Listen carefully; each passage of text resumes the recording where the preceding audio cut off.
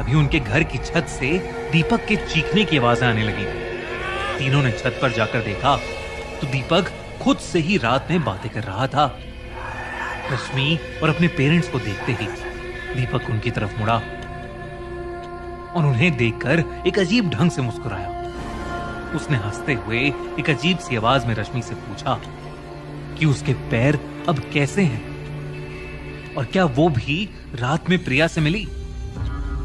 ये सब सुनकर रश्मि सहम गई और सबके सामने उसका रोना छूट गया। तभी दीपक बहुत गुस्से में आ गया। उसके चेहरे ने एक भयानक रूप ले लिया था। ऐसा लग रहा था कि उस पर किसी आत्मा का साया है।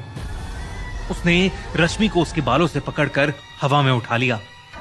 जब उनके पापा दीपक को रोकने उसके पास गए तो दीपक ने दूसरे हाथ से अपने पापा को एक जोर का धक्का दिया और वो नीचे गिर पड़े। दीपक रश्मि के ऊपर बहुत जोर से चीखा और चीखते ही अचानक बेहोश होकर नीचे गिर पड़ा।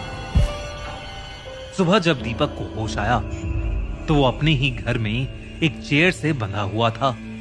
एक पंडित उसके सामने बैठा था। पंडित ने दीपक को देखकर बताया कि एक्सीडेंट की जगह से दीपक के साथ कोई और भी वापस आया था, एक औरत जो उसी रोड पर मर गई थी। अब सबको समझ आने लगा था। दीपक जिस प्रिया की बात कर रहा था शायद वो वही औरत थी जिसकी एक्सीडेंट में मौत हुई थी। पंडित ने कहा कि उन्होंने पूजा करके दीपक के अंदर से उस लड़की की आत्मा को मुक्त कर दिया है। उसके बाद पंडित की सलाह मानकर दीपक को हॉस्पिटल में फिर से एडमिट कराया गया। कुछ दिनों बाद दीपक बेहतर महसूस करने लगा, लेकिन तब भी उसकी अजीब हरकतें बंद नहीं हुई।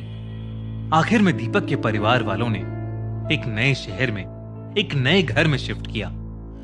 जब दीपक नई जगह आया तो वो धीरे धीरे नॉर्मल होने लगा और अब वो बिल्कुल ठीक है।